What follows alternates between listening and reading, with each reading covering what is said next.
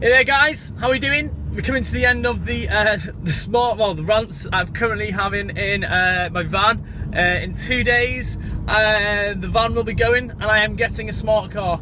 It was something I have decided upon just to downgrade a little bit because the journey I do is only 5 minutes long. It's actually only long enough to do these videos between work and home. So I'm freeing up a bit of capital to do other things with.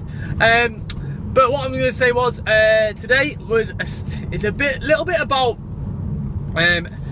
pursuit of success, okay? And I read a lot of success books. I'm really into looking at success in different ways because I believe that everyone has a different thing to bring to the table when they talk about success. And when I'm talking about success, what I often talk about is stepping up a mountain, okay? If you have a goal, like an overreaching goal, a higher purpose of something you want to achieve, whether it's happiness, whether it's weight loss, whether it's science, whether it's anything that you think about a lot, that is the top of your mountain. And think about this now. When you are in pursuit of the summit of a mountain, when you are walking up any mountain, you start stepping up. You start stepping and stepping and stepping. Sometimes you're going at quite a pace. You get a bit of a good pace going. Other times the terrain starts to get a bit tighter and steeper. It gets a bit unnerving. But what you'll find is that as long as you keep stepping up the mountain, you'll get closer and closer. And this is really prevalent because what happens is when we pursue something that isn't like as clear or as straightforward as going in a line up a mountain, like maybe a weight loss journey or a transformation journey, what often happens is we kind of lose sight of the top of the mountain. When you're walking up Snowdon, you can see the summit, you can almost see there, you can see it, you can see the light.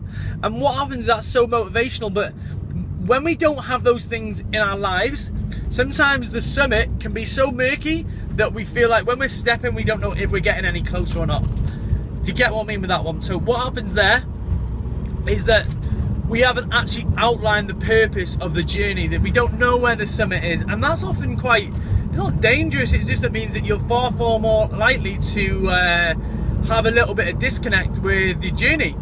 So how do you go about making sure that your journey is bulletproof? How would you go making sure that you keep stepping, that when things get tough, you can still keep going? And I've personally found that there's a couple of things you can do there. First of all, there's having a group. That's why we at Fast Way to Fitness, we have a group of people who are in this together. So if you are off on a walk together, if you went up, say, Snowdon together, if your backpack was getting a little bit heavy, you might ask someone else to help it. You share the burden. And it's the same on a journey like when you're trying to transform your body. If there's people on the same kind of journey there, you can share stresses, you can share tactics, tips and helpful stuff that's going to help you drive along. You can share food and fuel, yeah? And the thing there is what's happening is that you're actually getting people to help you along your journey. You're getting people along your journey. And whether or not the journey gets hard or not, you just got to keep stepping. Because if anyone here has ever, if you're watching this, if you've ever walked up Snowdon, it takes around about 2.5 hours to get up if you're walking. Okay, maybe about 2 hours, 2.5 hours. Okay, but it takes half the time to walk back down because you've got the momentum of coming back down. And it's exactly the same in exercise and fitness and health. If you are walking up slowly, okay, if you turn back and run the other way or even walk the other way, you're going at twice the pace. So reversibility is something they teach at GCSE PE, where 2 weeks of fitness can be undone in 1 week of doing nothing or going the opposite way. And it is kind of like that. It's not a true clear set in stone ratio, but what you often find is that if someone does a month of training, that training can be pretty much undone in two weeks of just being well OTT with their lifestyle, eating food that's not meant to be great for them. And that's the equivalent to running back down the mountain.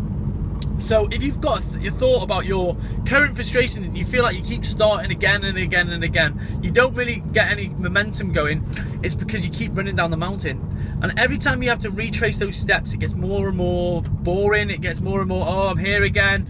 And that's where momentum is key for that one. And my last van video will be about how to create momentum, and it'll be a long one. I'm thinking I'm going to go for a long drive.